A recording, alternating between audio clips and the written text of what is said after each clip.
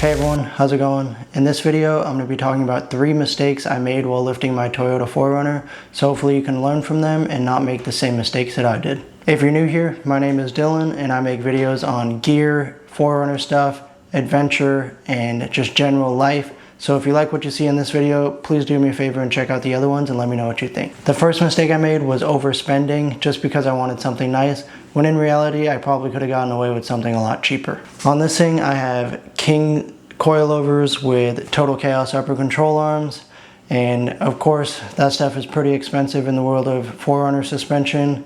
And let's be honest, 99% of the driving I've done in this thing has been on the road since I've lifted it. So I probably could have gotten away with something a lot cheaper and not noticed much of a difference. So before you go spend your whole savings on a top of the line lift kit, just think about how you're actually going to use it. Maybe you could save some money on the suspension and spend it elsewhere. The second mistake I made is kind of in line with the branding. I went with Total Chaos upper control arms, mainly because I like the way they look with the blue and silver. It matches the King suspension really well. Turns out the uniball and bushing design requires quite a bit of maintenance, even just for normal daily driving. Keep in mind, like I said, I don't do crazy off-roading. I basically don't do any off-roading. This is just a normal daily driver right now. So my wear is even longer than some of your guys's maybe. And these things are constantly squeaking and constantly need lubrication on the uniballs. So for me, it feels like a lot of maintenance. I can only imagine what it's like if you're really using and abusing your vehicle. Of course, that is common knowledge now that I've researched a little bit, but just something to think about. Research the stuff you're buying so you know what you're getting into. There's a lot more maintenance-free upper control arms, for example, that may have been a better choice if I had thought about it before purchasing these ones. The last mistake I made was not having the right tools when I went to lift this thing. So I did everything myself in this garage right here. It's not a very big garage, but I got it done. The biggest thing that I was missing was a spring compressor. Almost all coilovers for the front are going to be similar. You need to compress the spring to adjust your preload. Otherwise it is ridiculously hard and you can strip the threads and it's just not a good time. So make sure you have a spring compressor on hand. Otherwise you're going to have to pause your whole project, go to AutoZone, rent a spring compressor, and from experience the AutoZone spring compressors get the job done, but they're a little bit sketchy.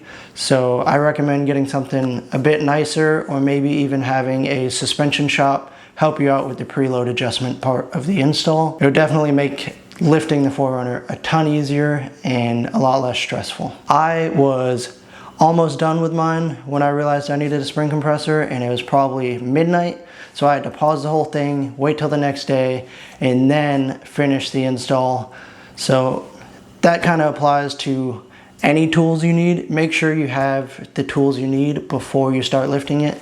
That seems kind of self-explanatory, but it seems to happen to me every time I do something, so figured I'd throw it in this video. Just make sure you research and know what you need before you start your project.